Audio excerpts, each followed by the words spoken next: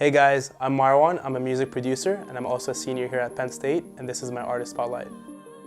Here's 12 questions. 12 questions? You think you can rant for good bits for every question? Yeah.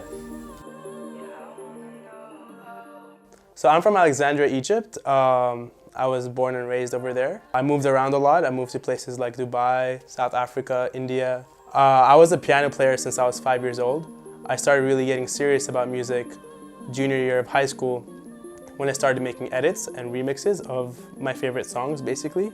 This one friend came to school one day with like Tomorrowland after movie, and he was like, we really need to go to this festival. And I'm like, I don't want to just go there, I want to perform over there. I remember Mar1 staring at the stage. We wanted to perform. I think that's when I knew that this guy wanted to be a DJ. So originally I was interested in Penn State because of its engineering program, and I was also interested because of its swimming program. When I came here, I started focusing on engineering, and I also started focusing on music a lot.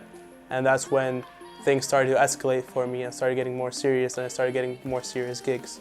In my junior year of Penn State, I was introduced to DJ Richter, or Jeremy Sanchez, his real name. He helped hook it up, and he always has this thing where, like, if one person has success, everyone has to find success. And he was always there, like, teaching me new things and mentoring me through it all. The most efficient way for me to make music is by blocking out any kinds of distractions. It reaches a point where I have to just close the door, lock it, and it's just me and the computer. And I would stay up to 18 hours, maybe a day, just working on something until I'm completely satisfied by it.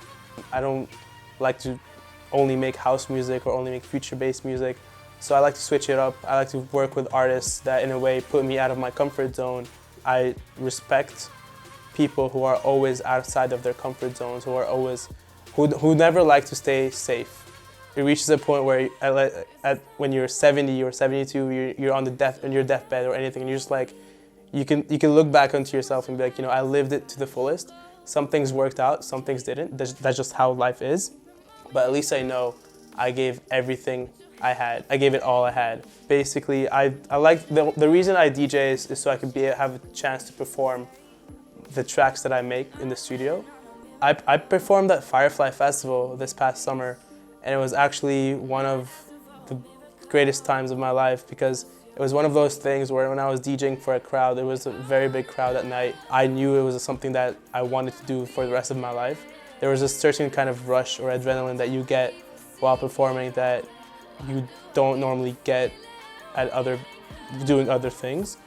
The fact that I was also like one of the first Egyptians ever to get to perform at a festival like Firefly, that meant a whole great deal for me. I want to start taking Egypt's name or Egypt's culture to bigger stages and bigger festivals to represent them over there. There's actually a pretty big festival that I'm going to be announcing today. It's called Up and Up Festival. I'm going to be performing at that festival, and it's going to take place here in State College on October 26th. It should be a good time. It's also going to be a very special show because technically where I started finding success was in State College. So the fact that I'm going to get to perform for them here the very first time at a place like Allen Street is a big deal for me.